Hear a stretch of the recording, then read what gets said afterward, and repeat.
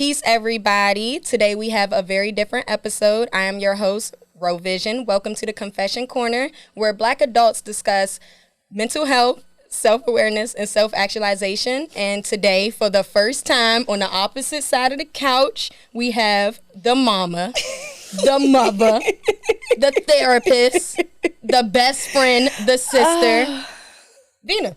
Yes, I am on the other side of the couch, y'all. I am excited. I am really, this is like the first time I've ever been like, well, no, I want to say like on my own. Probably like the second time I've done like answering questions or done like an episode. But I'm excited. It's the first time I've ever been like interviewed. Yeah, how does it feel to actually be interviewed on your couch? That's crazy. I'm a little nervous. I mean, it comes naturally. It comes naturally, but I'm a little nervous. But I'm excited. This is nice. Yes. I'm glad you are on this side of the couch. I'm excited too, and I just want to go ahead and give you your flowers. I'm so proud of you. I heard you are a therapist now. Yes, licensed therapist.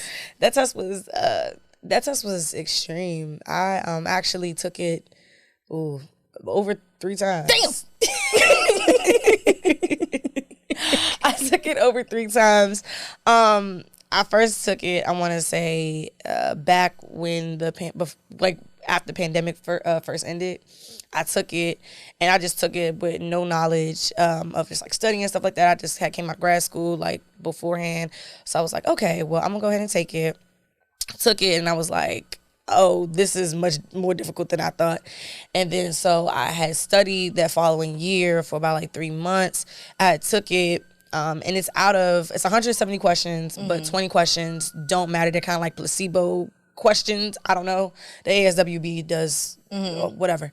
Anyway, I took it the first time when like after I had studied, and I was like 20 points away. And I'm like, and the test is 4 hours. So I'm like, oh, this is an extreme sport. I don't know how people been doing this more than 3 times, but I'm not gonna do it more than 3 times. I was wrong. So, and that's okay. Yeah, it was a trialing time just because you look at the field of social work or like behavioral health or mental health, and especially being a Black person within that field, there's not a lot of us. There's not a lot of Black therapists. There's not a lot of Black social workers, and especially. There's a few, but not especially excelling past, like, getting the license and getting your own practice and stuff like that. It's very trialing. They even tell you, when I was in grad school, you're going to take the test like a middle-aged white man. As you can see, I'm not a middle-aged white man. Yeah. But just try to conform towards that and just really be like textbook based. Yeah, it was different because also I went to HBCU. Right. We definitely look at our clients or look at situations within the field a little bit differently, even though it's textbook oriented. Yes, but we understand the significance of certain traumas. We understand the significance of certain populations. So it's not very textbook oriented when you're out in the field. So it took me a long time just to get out of the mindset of like, oh, well, if I was in real life, I would do this on the test. They want you to be textbook on the test. But took it again that following year, I want to say 2021. Took it twice in 2021. By that time, I was like 13 points away. And then I had took it this past in 2023, early 2023. And then I was 4 points away. And that really kind of made me feel like, nah, I need to get this because now I'm shuffling through like different jobs and stuff within the field. But the passion is to open up my own practice. So it's kind of like I need to get my LCSW, but in order to get that, I need to get my LMSW. Yeah. So it's like, in order to get over here, I need to pass this stage. And it was a little taxing on the mental because I'm over here thinking about thoughts like, am I adequate enough? Am I even a good social worker? Am I a good therapist?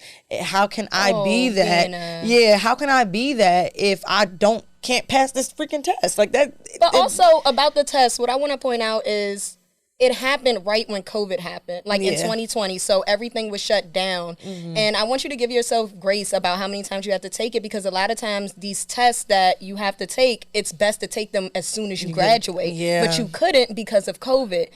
Like, shit leaves your brain. It like definitely certain did. tests you really got to take while it's still in there, and you had to take that break, and that sadly is, you know, the effects of that. It was probably really nothing ever really wrong. It was just that. And it was so much information to redigest because I just got out of grad school. And my second semester of grad school was via Zoom. So what the fuck?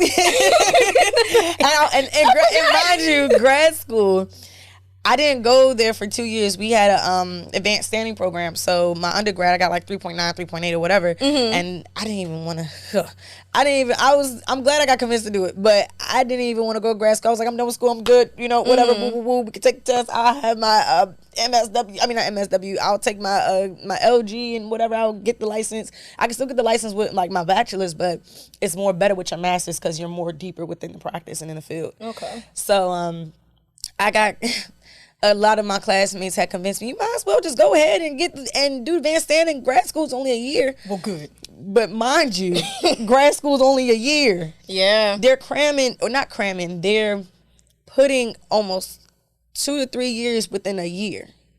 Mind you, I'm writing 17-page papers like every 2 weeks. That shit was hard. Yeah. That shit was hard. I'm doing studies. You had a lot going on in that time period when I think about it. I was doing a lot. I didn't have a car. I was living in Baltimore. You also had another job. Yeah, I did. I was working at Foreman Mills. I was working at Foreman Mills. I worked at Foreman Mills over the summer just to save up for an apartment out in Baltimore. And then I got it with my roommate. And then I had still worked at Foreman Mills after I had to do internship, because when we was in grad school, you had to do an internship, but you had to do like 8 hours a day. That's a job. Yeah. That's job hours. Yeah. Undergrad, I'm doing like 4 hours within the day. All right, cool, I'm good. I'm there at 8, leave at like 8, 9, 10, 11, 12, 12, something. And you was catching a bus. And I was catching a bus. You was catching a bus. In Baltimore. Love Baltimore. Don't get me wrong. That's my city. Greatest city in America. Hands down. That's my city. But that I love. I'm from PG County, but I love Baltimore. But it was a lot. And emotionally and physically, like I was going through so many changes. I was trying to maintain a lot.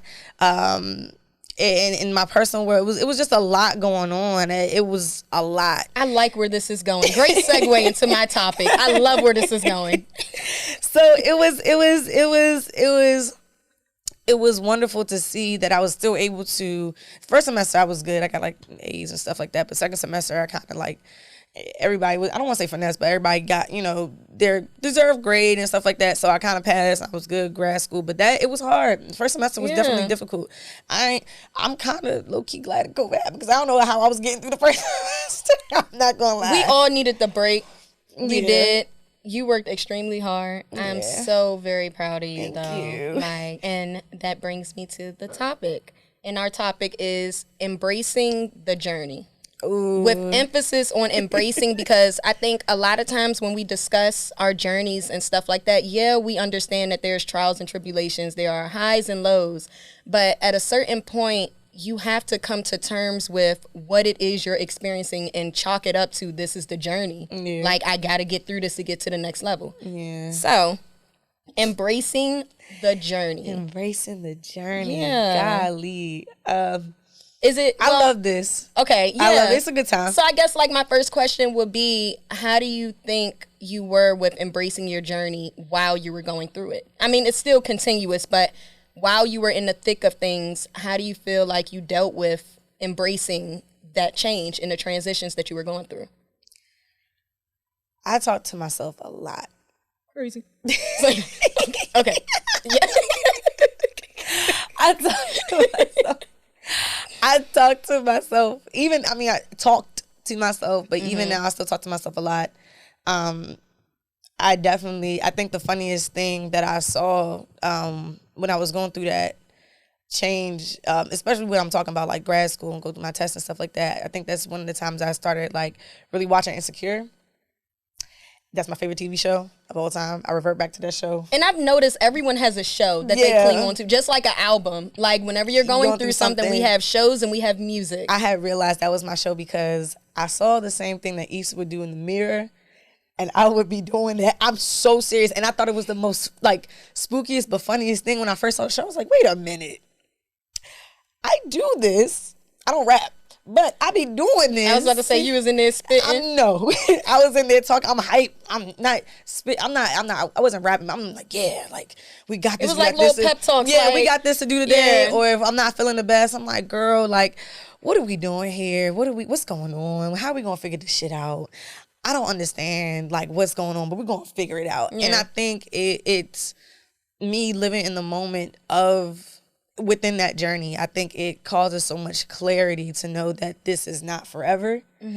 And it gives a certain type of relief, but it also gives some like type of motivation too, because I'm like, okay, I know it's not forever, and I'm like, damn, I wish this would hurry up. But at the same time, it's like I gotta keep going in order for this to be the end. My sister always says, girl, we closer to the end than we are the beginning. Yeah. So like I think about that often, because I'm like, damn, I'm going through this. I gotta do X, Y, and Z. Like even recently passing my exam. The last time I took it, I passed it in November. And I was sitting in the room, testing room. I'm like, geez, like I don't know what I would do if I have to take this again. Like in my head, I'm like, damn, I gotta take this again. If I gotta take this again, I don't know what the fuck gonna happen. And in my head, I'm like, well, you take it again. You take it again. You're gonna take it again. And I was in the bathroom. Went to the bathroom and did the same pep talk. Like I took a break for the test, and I went in the bathroom like, all right, girl, we had like 150 questions. You got 20 questions to go. This is the third hour. What are we doing? Are we reviewing this? Are we changing the answers? Don't change them damn answers, because you know what's needed. But at the same time, I'm like, I think it's just me being present within the journey that gets me through it. Or actually realizing like, okay, here's a checkpoint. You know, where were we at like 2 weeks ago? Or a month ago, or wherever the timeline falls. And I think, yeah, it's relieving, but it also motivates me to really live in the moment, or to live in the moment, to embrace the journey and realize that this is not a forever thing. Yeah. Yeah. And I think even when we talk about journeys, or as humans, we have to also acknowledge that we go through multiple journeys. Yeah. So it's like multiple journeys that make up one big journey, right? So like, I think what I want to ask is, how did those exist within each other? So like the journey of womanhood or discovering yourself, how does that also exist with your journey and transition in your professional realm and what you want to accomplish as far as goals and stuff? Yeah. And it's womanhood is that's just the word of the year, the word of the century, womanhood, as of right black now, womanhood. Black womanhood, because I've never really, I want to say up until like last year or like a couple months ago, I never really like embrace the womanhood. Like I know I'm like of age, you know, I'm a woman, I'm a grown ass woman, but like I never really sat and was like, oh, I'm a grown ass woman. Yeah. Like, I have the ability to do X, Y, and Z, to create this type of world for myself, and not even create the world for myself, but also like indulge in other worlds with my people, my peers, with whatever the fuck I'm doing, and also figure things out for myself. I think for like personal journeys, and like I think it all encompasses in the same like realm. Like I think everything plays a part. It do. And being present, each journey plays a part. Not everything is gonna go your way, you know. And I had to I had to really realize that and digest that, because I'm a very, this needs to be done, this needs to be done, this okay, that's it. I'm a very particular person. I'm very I don't want to say anal, because I'm not very too strict about it, but if it doesn't go my way, I get kind of upset. I get a little stressed out or frustrated, because I'm like, no, it's supposed to be this way. Yeah. And if it's not the way that I think it should be, then I kind of get upset and start questioning things. But what I've realized is things go the way that they're supposed to. Yeah. Ultimately. I've been able to embrace that within the journey and understand that some setbacks are intended to hold like space for joy for you to at least be present within the journey, understand where you're at, and not really rush it too much. Because I've caught myself rushing certain things. Like in years, I'm like, oh no, by this time I'm gonna be here. Da, da, da, da. And so what do you feel like plays a part in how you were thinking and processing that? Was it social media or just being around people that you felt like had motion or whatever the case may be? Why were you rushing yourself? Because everything is about your own personal timing. I think it was more so a little bit of social media, and then also a little bit of seeing others, like seeing you, for example, but then also not in a way like, oh God, I need to hurry up. Yeah. It's kind of like, oh shit, my sister on some dope ass shit. I need to, get into what you got to get into and figure it out. And it's healthy in a way sometimes, but in the way that I was looking at it, I was like nervous, because I'm nervous like, oh shit, if I don't do X, Y, and Z, not trying to say our relationship would change, but like I'm not where I need to be. And I've seen people get stuck in that. That's a thing too. And I'm a little fearful of that, still kind of a little bit to this day, not as much as I was, but I definitely have like a fear of being complacent. Okay. So the fear of being complacent, seeing others around me doing what they're supposed to be doing, is not so much in like a malicious way. Yeah. But it adds motivation to like, oh girl, you got these people around you, they're doing it. I think you need to like do a little something, and put then some fire up under that ass. just a little bit. Just and that's healthy though. Yeah, just a little bit. That's extremely healthy. And I think it helped a lot. But then also social media played a part a little bit. I really don't be giving a fuck about other people too much. I'm very like observing, like, oh, that's nice, that's cool. But like after a while, once I realized like people have their own destined paths, it's kind of like, I don't know what the fuck you got to go through to get there, but I know what I got to do. But I love the outcome. Yeah. I think that when my outcome does come into reality and stuff like that, like I'll be satisfied with it because I'll understand the path that I had to take. Yeah. So I think social media really didn't play too heavily, but it's like, oh, okay, I noticed that. But I think it was more so of just the fear of being complacent, and then also just, noticing that I have people around me, but then also specifically women around me, Black women around me that are doing like bomb ass shit. And I'm like, okay, I'm within this circle, I'm within this like orbit. I don't fall short of that, but I just think I need to, lean more into it just a little bit, so I could still be like on the same track. And I think that's what influenced me. Yeah, I think even when we talk about social media, there's an oversaturation of wins. Yeah. Not to say that it's bad, but everyone is only posting their wins, which is why I wanted to talk to you about the journey, because the bad parts people don't show are a part of the journey, and it's kind of what gives us our grit and that edge. So like, just really wanted to dive in. When you mentioned that you failed the test a couple of times. You want me to give you the real number? Yes. 6. And mind you, the test is not cheap. Y'all, the test is $230. No. She is rich. She was losing her mind. Rich. I think I had my dad pay for one attempt. And I was like, when I didn't pass it, I just didn't speak to him for like a month. So with all that emotion, not embarrassed, but that's okay. Like, we get there. But I do want to know what gave you the motivation to keep going forward, because I know some people, after a few L's, it's like, oh, well, I'm out of here. You said the number 6. It's like, but I really admire that in you, because I'm the same way. Like, I'm going to keep doing it. Like, I love that. But what kept you going? And if it was hope, but what kept you going first? Shit, that is real. I just look. It was a lot of things. Low key, just the idea that, first of all, that ego is something. I was like, I can't go like this. I was like, I can't. Ego and anger get shit done. I was like, I can't go like this. I don't give a fuck if it's like, I would give a fuck, but like, that's like a lot of money. But if it was like 10 times. Like, I'm like, I have to get this. I said this is what I want to do. I would really, really resent myself. And I don't like carrying that, especially for myself. I don't even like carrying it in general. But for myself, to look at myself and be like, oh, you're okay with not having that. You was okay giving up on that. And I wasn't okay with giving up on it. I I don't feel the need to. It wasn't there. It wasn't there to give up. I didn't. I just couldn't. I love that. I couldn't. It's giving your back was against the wall. Yeah, I couldn't. I was already, especially for like the things I want to do in my profession. I like to expand within my profession.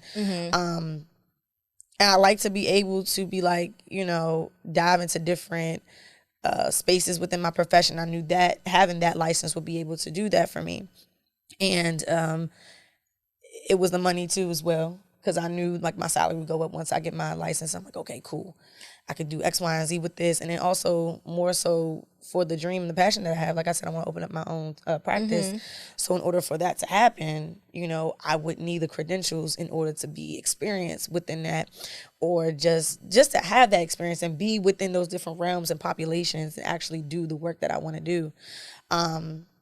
But yeah, that's what motivated me. And then also like not disappointing y'all, low key. Like I can't I can't sit here and be with y'all and be like, yeah, you know, playing it small. I hate playing it small so much. Yo, I hate playing it small. I realize I gravitate towards people that think big because I think big. Like if I just need you to be able to pull something out your ass. when the time comes, I need you to. Yeah. I need you to. And it was like, yeah, I get it. It was so many like ways I could like avoid not taking it. Be like, oh yeah, I'm just doing this, I'm doing that, little titles or big titles. Yeah, I'm assistant program director, and which is very nice. But at the same time, let me get them credentials behind my name. Like, I think that's big. I think that's prominent, and that gives me more leverage to actually, you know, be present within my work, and then also be profound, and then also like be able to be around y'all, and even with myself, be comfortable with myself. But I hate thinking like, oh, this is fine, this is okay. Like, they're not so much of a addiction to like, I gotta get it all, but more so of just like, no, this is specifically what I want, and it's ingrained within my heart and my mind, or whatever the case may be. And I'm like, oh, if I could get it, I'm gonna go get it. And there should be no way for me, because I'm not a small woman. I'm in size, yes, but in personality and in size, yes, but in personality and spirit, no, I can't. Yeah, I can't. I don't feel right. I can't sleep at night. Yeah, like if I'm like, oh, I'm okay with the small, right? Small. So what is your version of hope, and how did it push you? Because I feel like as a majority, people kind of talk about hope, and it's like this delicate, fragile thing, when really no, hope is up. She got dirt all over her body. She just spit out a tooth and she ready to go. Like, you know, so what was your version of that, or what were some of the things that you did tell yourself or talk to yourself about to keep you pushing forward? What did I tell myself? There's a lot of things that I told myself, honestly. There's a lot of things that I really, really had to sit and really take in, because I was like, all right. And I don't want to limit this to your career. Yeah, no, like, not this career. This is about everything. You have a podcast. We're on the Confession Corner. Even with this, even in my personal life, there are so many things. There's so many people, so many niggas. I had to reposition. So many friends, so many situations, and it really made me feel like, dang, that's a good one. It really made me feel like, you know, in order for me to live the way that I want to live, I really have to be present within this. I really have to like not give up. Yeah. And relating back to me, like not playing it small, I wouldn't even feel right playing it small about my podcast. Yeah. I wouldn't feel right playing it small about my friends and who I'm around. Girl, if we all make it to these prominent big spaces, whatever the case may be, I'm pretty sure it's gonna be a reality. I feel that. I would not surround myself around people that did not believe in themselves as much as I believe in myself. So just that, I had to reposition that with friends and men and anybody in my personal life. And isn't that so harsh about the journey? Everybody can't come. I had the hope that, you know, some people could, but then also I knew that in order for me to live the life that I would want, I just can't sit around and like like be okay with this. Like I had the hope, like this is okay. This is going to get better. Like if this person leaves out, damn. But like at the same, or I have to reposition this person, damn. But I kind of had like hope in like the idea that it does get better. It does get better. If not better, it excels to heights that I never probably would imagine. Or I would be like, damn, you know, I knew it was gonna get good, but not this damn good. Like this is great. But in doing that and finding the hope in it, I know a lot of people give up. Doing that was just a lot of self-talk. And also like looking at the not so pretty parts. That shit hurts. Like it's like you really have to own the not so pretty parts about yourself, and not trying to say I'm perfect or I'm, you know, far without like, you know, mistakes, but it really does give you a different type of relief, a different type of like peace to be like, okay, you know, this is who I am in certain environments, in certain states, in certain stages. And I think evaluating yourself. Reflection is necessary. And you know, we have an really athletic background. We were teammates and stuff like that for track and field. But with that being said, it's like it's a thing where we had to go to the coach's office to watch film. Yeah. But in every profession, it's pretty much like film. You have to go back and reflect and look at what's going on, because if not, then you won't evaluate what's wrong, or you can't see it. It's something different about seeing it. It's so, child, when because Confession Corner turned a year on the 22nd of December. Oh, happy birthday! So even a year and a lifetime to go, but happy birthday! Yes, happy birthday. But looking back at like season 1, you know about season 1. Looking back at season 1, looking at the content, looking at my notes, looking at the guests, looking at just the construct of it, I'm like, oh shit, there's been growth here, you know. And I always evaluate things within a year time span. Like if I'm at the same space that I was at in a year, there's a situation. Yeah. However, it doesn't hit me until like I look at it. Like I have to really like look back at what I was saying a year ago, what I was allowing a year ago, what I was trying to filter out a year ago. And it kind of, some things I was like, golly, this is terrible. But this is terrible as hell. But I think it gives me a sense of like, okay, we're in a moving position, and that I'm not afraid of change. I'm not afraid of change. I'm not afraid of repositioning, and that I do appreciate seeing the evolution of self, whether it be, you know, the podcast, or whether it be my personal life, or just, you know, career-wise. I love seeing the elevation of self. I love seeing the elevation of just how things used to be to now where they're at. And even if I'm not where I'm at, I know that there's possibilities, an immense amount of possibilities, that I can get to where I need to be in order for me to live the life that I truly do desire. And not even say be like content with it, but like be like, this is nice. Yeah. This is really nice. So reflection of the journey and keeping the hope, and whatever fuels the hope. It was just me being present, and me being like knowing that this does not last forever. This is just a stepping stone into whatever beautiful life comes in the future. So yeah. So how does Vena, the woman, take care of herself mentally, or how does she do the self-care throughout this journey with all these things going on? How are you taking care of yourself? I like to go out and eat. Okay. But I like to go out and have experiences outside of me just being selfless, like, you know, to others, stuff like that, because I love enjoying time with everybody else. I think that gives me time to, like, you know, get away from not truly get away from myself, but like actually be able to like look around and be like, oh, I love this, I like this. But for myself, like when I'm by myself, I just recently got a new apartment. Congratulations. Thank you. You did. I did. And I've noticed the difference between like living by yourself and living with yourself. What's the difference? Living with yourself is actually like recognizing who you are in this space and what you like and what's going on. Like actually being present And it with feels self. different. It feels so different. feels I'm like, girl, and it's that in itself is a journey too, because prior to I was living, with my mother and my sister, and like if I did feel some type of way or had like a funky attitude or wanted to like talk about something or whatever the case may be, I could go in the next room like, oh, I feel like talking, and not trying to say I can't call any of y'all or call anybody to talk to about like how I'm feeling, but sometimes when I'm in my space, I feel like I have to like internalize certain things and figure them out with myself. There's nobody else there to sit and hear me talk about it. Like I said, I can still call, but like in my own space, I'm creating this type of home for me to be comfortable.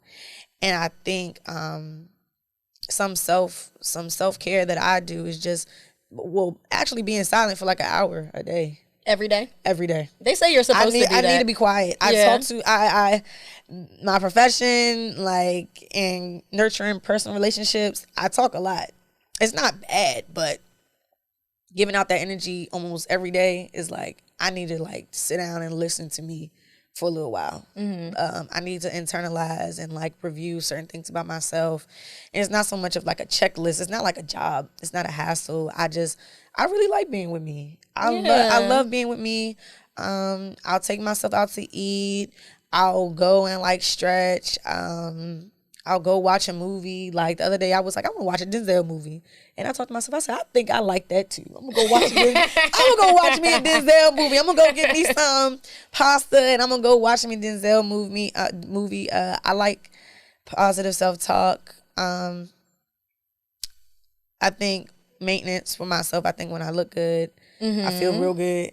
So getting my nails done, getting waxed, getting my hair done, just doing things that I like. I like being artistic and like my craft. I'm spray painting a table for my living room right now. I'm like, oh, this is fun. Like, and I'm doing this by myself, and I'm realizing like these are things that I like to do.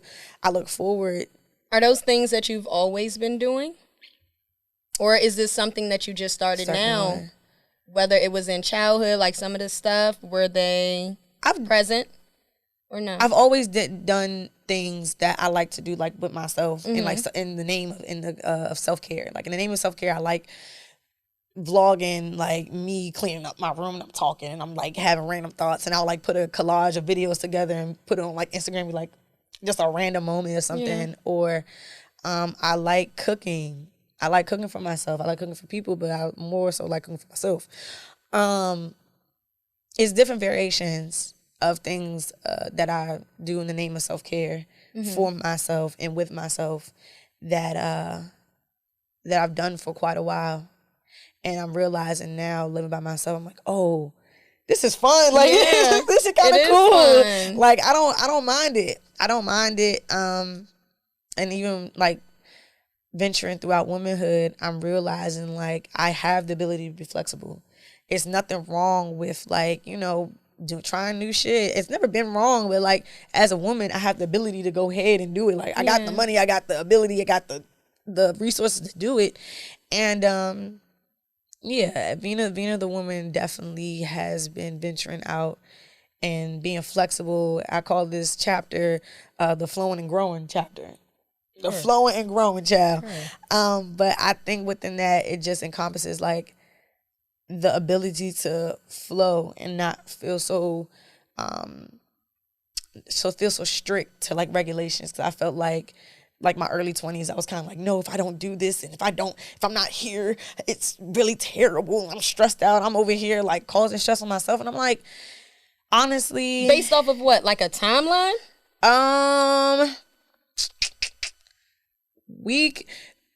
Timeline really wasn't too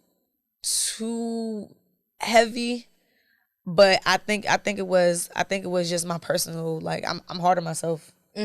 Either way, like I cut back a little bit. I'm still kind of. I was about to say, you were always like that. Yeah. So like, what are some negative patterns or habits that you had that you realized you had to let go in order to move forward in this journey that you're on? I want to say I had to let go of oh God, I had to let go. Other than niggas. No, yeah. Other than niggas. I was gonna say, child, there's some niggas that had to go. They had to get the fuck That's real. Some things for myself though was just the expectations of people. Like I really relied on people's expectations. Like, well, Vena, I'm the firstborn, the first daughter, like the daughter, like the first daughter of my mother. Like, I have my sister that's looking up to me. My mother's kind of like, she never really put too much pressure on me. But at the same time, it's kind of like you still want to kind of do right. And but I also know you and I know your heart. So what was the process of realizing that everybody's not you and they're not gonna carry you the same way that you would them? I think it was me just realizing that I really can't care what people say. I think it took me a while to like maneuver within that. Because all my life, I'm asking the opinion of my mother and like my friends, and even as of like, I want to say like in the last 6 months, I really had to sit down. I'm like, hold on, wait, like it really don't. It matters. Okay, let me clarify this. It matters when there's a certain sense of danger and people are telling you there's a certain sense of danger. I don't mind that. Like if you see something that's very dangerous, I won't take that as like, well, I'm just gonna do whatever, But in the sense of doing the things that I want to do freely and just the path that I want to take, and it's not, causing no imminent danger, I had to realize like, oh shit, like if this is good for me and I feel like it's good for me, like genuinely, like it's not like I think it's just good, I'm just going to go ahead and do it anyway, whatever. If I genuinely feel like, oh no, this is okay for me to do, this is fine, I have to have that discernment to make that decision for myself. Yeah. I really had to like dive into that because of course I do value the opinions of you and like my sister and like, other sisters that I have. But at the same time, it ultimately comes down to the point where is this good for Vena? Does Vena feel good in this? And also, Vena, people don't know what the fuck they talking about. Like, low key, like, I mean, no, like, high key. Like, people, what the fuck? People be obsessed with the fact that they can just say that they literally just say. And me, I always tell people like, I don't ever want to tell nobody what the fuck to do. Like, please, like I have sound right, for certain situations and experiences. However, you can tell me shut the hell up. I don't ever try to do that. So I think, realizing that like, wait a minute, like I really don't have to rely on your opinion and what you're saying. Like, I don't. I appreciate it and I value it, yes, but at the same time, it's kind of like. And people also speak from their own circumstances. So if you never reached this point or felt like you can go further than this point, then of course you're not going to speak that into someone else. Yeah. So like I do this thing where I really don't listen to shit if the person who's telling me has never been or done the things that I've done or can do. It's just not going to happen. Like I'll take it with a grain of salt. I'll look at you.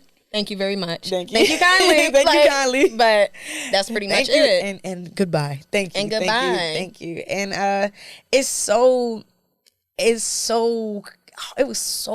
I'm still trying to shake a little bit left or whatever is there, but it's so hard to shake the majority of it. It makes me feel like, damn, like you really was letting people like mold you into the way that you thought they could. Like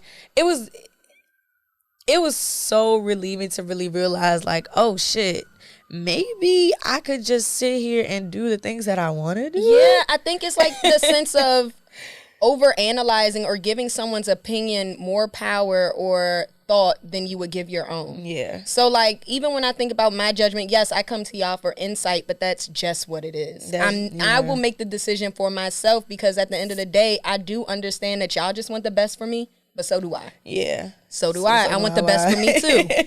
So it's a process, and it's so relieving to see that, you're able to do that like freely. Like I'm just like, damn, like okay. I take people's opinions or the people that I value opinions very like, to my heart, like I'm gonna listen. But at the same time, you're right. Like it's kind of like you can't value it over your own. Over but I had to have that early on. Like I have really had to have a fuck y'all mentality from a young age. So like it's kind of, neither here nor there. Y'all gonna hear this. I'm learning it. Y'all gonna get this middle finger one way or the other. I'm learning it, and it's so funny when you do realize it's like, great. I should have been doing this shit a long time ago. Fuck 'em. I should have been doing this shit a long time ago, and it's fun. It's fun to really rely on yourself. Yeah. It's fun to rely on yourself, especially when you know yourself. Yeah. Like I said, I'm not no perfect person, but I'm learning to really like me. And there was a point in time, like when I was younger, I didn't like myself, but that's real. Really, yeah, it was terrible. And I'm like, real. I was like, it was a post I had posted on my story like a minute ago, and it was like this guy was talking about like, you know, going through mental dog fights and stuff like that. And it was a part where he talked about like, you know, I was avoiding mirrors. There was a point in time I was avoiding mirrors. I did not want to see me. I'm like, oof, I'm okay, like I'm fine, just for the situation, just for the placement in my life. And it was like what do we do from here? Yeah. But ultimately it came out to here we are. Yeah. I'm so glad. We are. Being a black woman and a black girl, what you were at the time, it's like hard because you say you didn't want to see you, but you also didn't see yourself in anything. Like there was nothing for us, especially women that look like us or girls that look like us. We didn't see ourselves. And I think I see more of us now than I have ever done. And I'm always going to revert back to my favorite show, Insecure. Because y'all know I love you. Issa, if you watching this, look, girl, let's talk. But no, for real. Because she going to watch. We here. But no, I really do feel as if like I've taken that, I've seen that show in a place in time. I started watching like when season 4 was finishing up and they ain't come out with season 5. You know, I like to binge watch shows when they almost done, but I really, really, really saw that more like in my early 20s. And now I'm utilizing it like in my mid 20s. And I'm like, oh shit, like a lot of this makes sense. Like, and I think I saw, especially like, you know, moving forward, we start to see more of ourselves, you know, as more people start being more sound and aware of like the needed representation. But seeing myself within that show kind of made me feel like, oh shit, this is kind of sort of similar to like what I'm experiencing now in like early season. I'm like, oh, what the fuck? I could get through this, even though they were like 30 years old and 28, you know, in that time. In the show, I'm 20, 21. I'm like, I can relate to this. And that's just a testament to Issa. Like you was able to relate to it because a black woman wrote it. A black woman wrote it. Had the she idea made it for you. It. She made it for you. An awkward black girl beforehand on that YouTube. Shit was like funny as hell. That was crazy. Because I myself am a awkward black girl in a sense. But it's so beautiful to see that and to like put that within like my processing of embracing the journey, because I saw how like, you know, in episodes where she had to make decisions, and at a point in time in like my 25th year of life, I had to make decisions, and I'm like, fuck, how do you make decisions? Like, you know what I'm saying? Like, what happens? Why can't I just not? But at the same time, it really gave me insight on how to, like, you know, just really be good with myself, talk to myself, and realize like, what do I want and what do I need, and that doesn't have to come with any compromise, for real. Yeah. Especially when it's the life that I want and I'm aligning that with the shit that I desire. Yes. And the shit that I desire, the shit that I need, and then also just making sure that I am aware of self and not just neglecting, like being like, oh, everything's fine, some days I'm not fine, some days I do not feel good.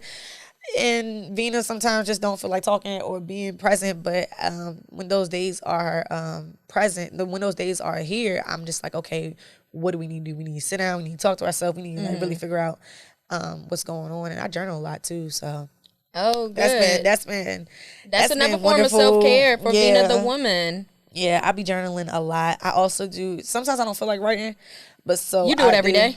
No. Okay. I do not every day. I think when it's needed, like after my birthday or on my birthday, I had journaled. I had I also do like voice notes. Oh, cool. If y'all ever don't go on my phone, but like if y'all ever want to listening, like it's so many voice notes. It's so many voice notes when I find myself like sitting outside, you know, when I'm like, you know, just evaluating certain things, or like I'm in my bed and I'm feeling some type of emotion. I'm like, damn, like I gotta talk about this. Like there's probably like 10 voice notes ever since I moved into my apartment. Like I'm in there talking. But I like that idea more than journaling. I'm just not a disciplined person, and I plan on working on that this year. I'm just not a disciplined person, so writing in a journal has never worked. But I think cute. I might, you know, voice note it. Do a little voice note, little beatbox on that phone. Spit a little rap. Voice noted. and just, listen back to it. There was conversations. Oh my God.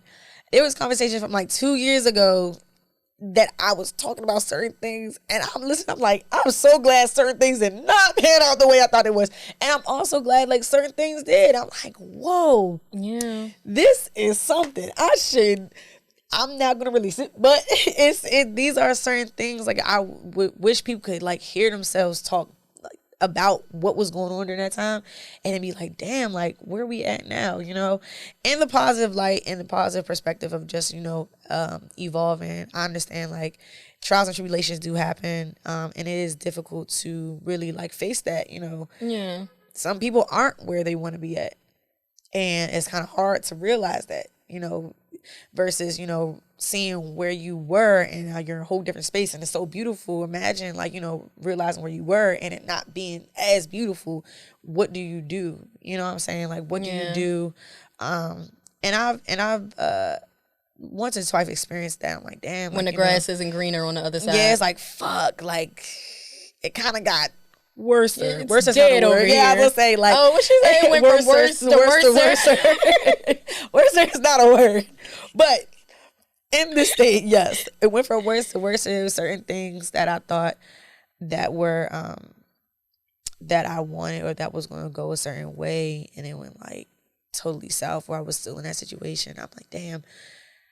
I think that I want to change. Like it would be in my head, like, oh, I think I want to change this because if I wasn't where I wanted to be at, it's like, well, this is the motivation that I need to go ahead and in the next couple of months when I'm talking and I feel implied to like want to do a voice recording, I'm like, oh yeah, remember that thing that we wanted and it wasn't good and then it got worse and then now we're here and now it got so much better. It got so much better.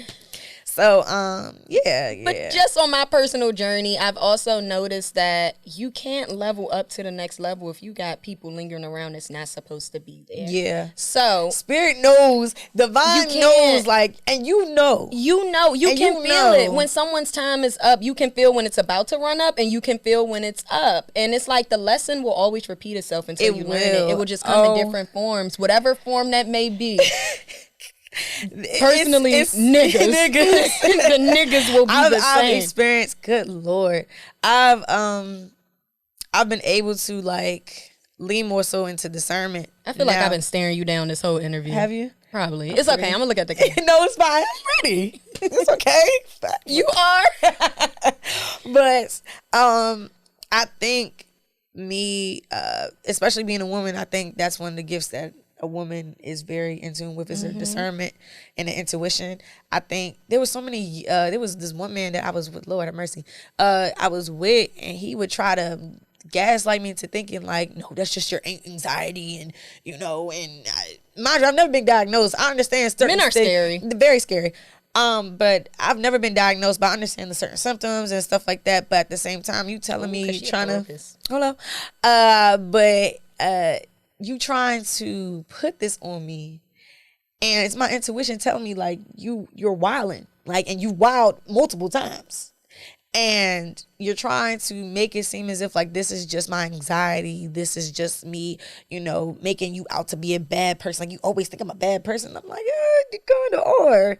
And ultimately, in the end, he turned out to be, and it's kind of like the boogeyman. Yeah, what the hell? Literally the boogeyman. And it was such a relief to know that. It was a relief, but also I was a little disappointed in myself at the same time because I'm like, you really let this person try to manipulate your gift of knowing that this is something's not right here. I'm a big feelings person. I can articulate very well. I'm good with words, yada, yada, yada. But feelings, I understand feelings very well and energy. And it's like, for the longest, it wasn't right. The relationship wasn't right. You're lying to me. You're hiding things. Like you, and in the end, you got caught the fuck up. And then you saw me seeing you doing the bullshit. And it's like, okay, so now you know that he had to get the boot. He had to get the boot. And you know that it wasn't that. But you really tried to make it seem as if like it wasn't there, or it was my anxiety or me trying to make out that you're a bad person when in reality you are. And he needed to get the boot. So My next question is, how important is that, like, finding your tribe and your people on your journey? Like, how important is your tribe to your journey and people that you surround yourself with as far as going forward? I think I'm not very much a religious person, but I am spiritual. I think sitting with yourself and realizing what you need and what you want and just really like asking for that, put in a prayer, write it down, whatever, whatever's good, put in a voice note, but realizing that you need these certain people around you and this is what you want. And I think ultimately, like, naturally they'll start to flow, And how important is your tribe to you in your journey? It's very important. I do, specifically for like my tribe, of course you're a part of it. I see, girl, I see counsel. And I try to find, as a certain type of relatability within there. Like, what can I learn from y'all, but also like how we relatable in certain ways. Meaning, if we're gonna go deeper, like what do I see in myself that I see in y'all, or that I would want to see in myself, And I aspire to nurture that. A lot of people can have a lot of friends. A lot of people can have like a lot of networks and shit like that. But it makes it so different when you intentionally like speak about what you need and what you want, and you have those people around you that are able to like to give that. I think it's very important. I think it's very critical for people to really pay attention to the people that they hang around with. Yeah. I take my tribe very serious. It's without question for y'all. Honestly, and I really say that wholeheartedly. It's without question. I may have a few questions if y'all haven't like making certain decisions, but without question, whether it be business, whether it be personal, I do believe like community and nurturing that is very important, because that's what you need. It's very important. I think having a solid tribe when you're on this journey, because it's not always rainbows and glitter, it's very important to have that tribe. I know if I'm not feeling my best, God forbid, y'all, I don't look at y'all as a crutch, but y'all hold me up when I cannot stand up myself. Yeah. And that's super duper important, because like I said, everything isn't easy and you need people. You need people. And you need people so bad. You need people. And one thing I realized, like on my own personal journey with just finding a tribe, is that when you build your tribe, you realize your tribe are just different versions of you. Like you said, my tribe is full of a bunch of me's. Y'all all act like me. Different names, different fields, different personalities, but it's like the same baseline. Like it's kind of cut from the same cloth. Yeah. And you need that, because when you find your people, that's your community and that's what keeps you That's what's needed. For real. For real. And I think it's also beautiful to filter out those who are in it, like for real, and those who are not. Because what I would say is the way that I determine people who are going to stick around for like a lifetime or whatever type of season is seeing me throughout all my different phases. There are phases I know you see me in, and it's like, girl, what's going on? and it's so much of not just like leaving that person in that phase, but actually like going through it with them. I think that makes the difference. People could stick around, people be around smiling in your fucking face and being all cool, but like I really do think that in order to define somebody or to like determine whether they're in your tribe or not and give them that stamp is if they have seen you in a phase where it wasn't the prettiest. Yeah.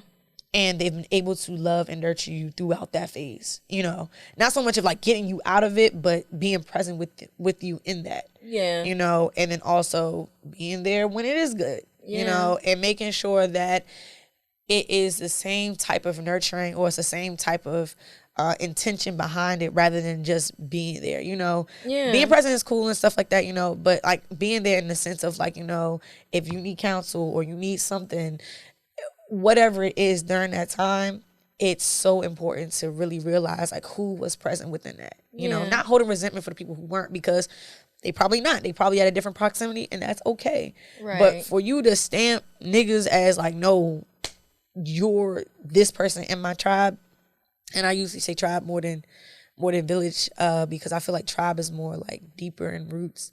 And I really do like take that very serious. Like I take like the word tribe very, very serious, like, because y'all are important people in order for this shit to go it's for Vena to do the things that Vena needs to do. Of course, there's herself, but then there's also her people. If her people are not here, or whatever case may be, Vena's not. It may get done, but is it really getting done? So it's harmony. It's a sense of harmony. It's a sense of peace. It's a sense of just making sure everything flows together, because these specific people that have seen me through these phases, that have had these beautiful intentions about me, and just like solid intentions, and being present with me throughout my journey, and for me to embrace it, it makes it all the better. Yeah. It makes it all the better. And just because someone isn't here now doesn't mean that they won't be in the future. I have a really strange relationship with the idea of seasons, because you may not fit in my season for right now. And that's okay, because at the end of the day, things need to make sense. And if it doesn't make sense now, it's not to say that it won't in the future. Just right now, it's not making sense, and we need to move and act accordingly. And that's perfectly fine. That's perfectly fine. That is okay. Some people need to stay the fuck away, though. But some people need to stay the fuck away. Yes. But other people, no, aside from that, I do believe that. I found that within like friends, within men, within business partners, within all that. It's like, you know what? It may not be okay right now. But it could be. It could be. I need space for it to actually have the ability to be. And if it don't, fuck it. I was gonna say, if it don't, then we had it. But no, that's valid. It's very valid, and we're obviously in the same tribe. Like, our tribe consists of the same people, and just being here with y'all and experiencing everything that y'all are doing, I'm always so happy and so proud. You know, like, sometimes you want to feel playing, and other days you're on the sideline handing out water bottles, and I'm always happy to clap and hand y'all water bottles. I'll be ready. I'll be making signs. Yeah, I'm making signs on the side. What Carisha sign say for Diddy? Girl, I don't know. What did it say? I don't know. I don't know, child. Right, but anyway, Lord, that man gonna no, really, they're wild. But yeah, I guess that about wraps it up. You don't got a confession time question for me? You won't get in my business? I wasn't trying to. Let's see, a confession time question. That is actually something that I probably should have wrote down. When you asked me if I wrote down stuff, that is the one thing I did not think about it. A confession time question. About embracing the journey. Nope. Oh. If you could go back and talk to the Vena that was at the beginning of this journey, what would you tell her? Okay, the beginning of this journey, are we talking about like womanhood, or are we talking about like just career-wise or podcast-wise? I feel like they all kind of correspond. Like, I'm not talking about like high school and shit. Like, once shit really started clicking, like that time, I'll say probably around like 23, 22, Vena. Mm-hmm. Oh, what would you tell her about the ride and the journey and what to expect? Or if there was advice you could give her, what would it be? If that makes it easier. Answer both. Okay. Perfect. I love this. Such a loaded question. Potato. I would really tell her, girl, there is no ceiling to this shit. As much as you think it is, as much as you think that's all you got to do, there's so much more to gravitate to. There's so much more to experience. There's so much more to explore. Do not let nobody tell you that this is just it and this is just okay. Because you have the ability to go ahead and venture off and find out what it is really that you want. And do not exhaust yourself in the idea that you have to be perfect. You do that shit too much. Stop it. You do that shit too much. You are not perfect. You're not Superwoman. But you can be the best of all that you can be in whatever that you venture off to. And make sure that you really double down on the worth of yourself. Do not let these men try to teeter you into thinking that you need to aid them or serve them at more than they are giving you. You know, it needs to be a balance. You are worthy of all the love, all of the blessings, all of the phenomenal shit that anybody has to offer and there is no, you can have it all. You can have it all. But make sure that you double down on your worth and also double down on the things that you want and the things that you need. And understand that you don't have to compromise them. And just have fucking fun. Have fun, girl, because you be stressing out. You're not perfect. Just have fun. Were you not having fun at that time? No. Okay. Have fun. Have fun. I wasn't having fun at that time. But now that I realize where I'm at, speaking of Vena at the beginning of the process, now we realize where we at. Have fun and really embrace yourself more. Embrace yourself more. Love yourself more. Hug yourself a little more. You're going to enjoy that moving forward. So, good sis, be gentle with yourself. Be gentle. She said. Be gentle with yourself. Be gentle with yourself. Love you though. It's fun. It's fun as fuck in the end. And towards the middle. This is not the end, but towards the middle and towards within the process is fun. It's lit. Oh, period. Well, I guess that about wraps it up. Thank you so much. This is amazing. I love this. Y'all are at the Confession Corner, and thank you for listening. Thank you so much, Roe Vision, y'all. Vena. You can follow me at Roe Vision on everything. On everything. Except Twitter. And y'all already know my Instagram is 3 underscores in the front. VENA. Yes. And we are out. Thank you. Peace.